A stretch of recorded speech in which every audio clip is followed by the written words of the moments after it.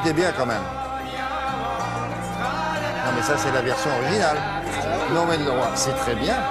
Mais ça quand même, s'ils veulent. C'est le druide. C'est le druide, c'est lui qui a inventé ça. Bon, alors l'explorateur de Loïc Boilet avec son triporteur ou celui de Télématin a pédalé jusqu'en Bretagne. Vous l'avez compris, quand on met des musiques comme ça, c'est rarement quand on va à Menton. C'est plutôt la Bretagne. C'est plus de l'autre côté. C'est plus là-bas, oui. Et à la recherche de quoi? Des champs de blé noir. Dieu sait s'il y en a là-bas. Pourquoi? Ben pour le sarrasin. Enfin, cela dit, le sarrasin, c'est pas que dans la crêpe, si j'ai bien suivi. Alors non, ce n'est pas que dans les crêpes. C'est presque la base de toute la gastronomie bretonne. Ouais. Ah bah, quand même. Le blé noir, on le trouve là-bas depuis 1000 ans. Et alors pourquoi je vous y emmène maintenant, en octobre? Mais il était temps. C'est parce que quand vous arrivez en Bretagne, il faut vous dire qu'au mois d'octobre, la Bretagne rougit.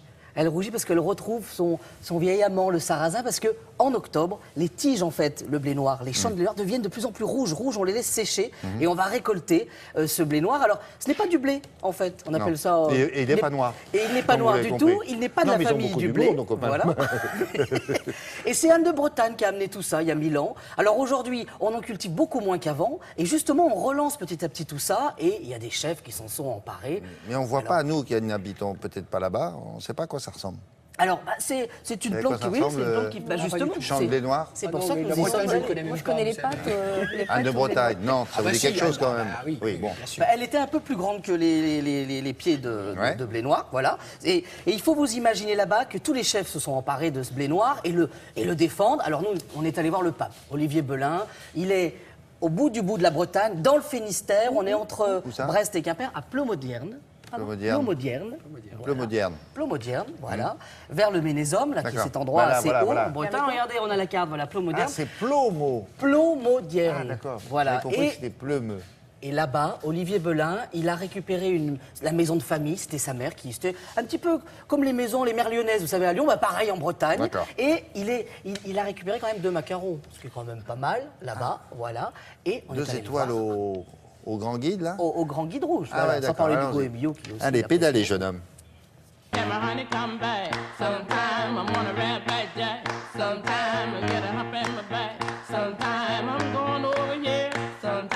Et qui a dit que la Bretagne était un pays plat? Aujourd'hui, le triporteur tout en haut du Ménésome à plus de 300 mètres d'altitude. Et on va cuisiner avec Olivier Belin. On va parler de sarrasin. Ah bah oui, forcément, le sarrasin ne pousse pas ici. Vous n'êtes pas fous, non? Du sarrasin en haut du Ménésome. Non mais ils sont vraiment fous. Allez hop, touchous!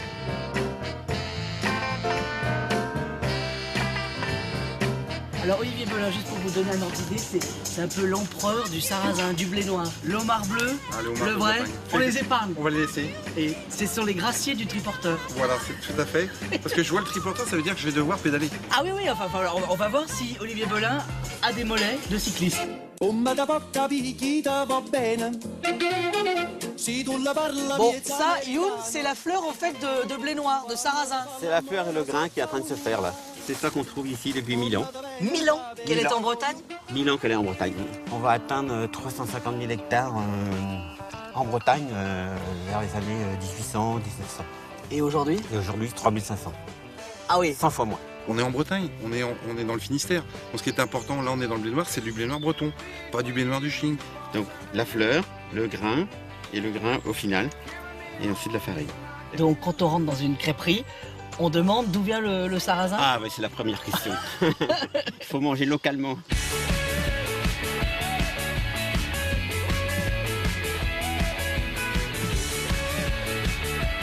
La chapelle Sainte-Marie du Ménésome. Sur la route du Ménésome. On a le phare noir. Donc, le phare noir, c'est un produit que l'on trouve, ça va t'intéresser, dans le Nord Finistère, dans une recette qui s'appelle le kick à farce.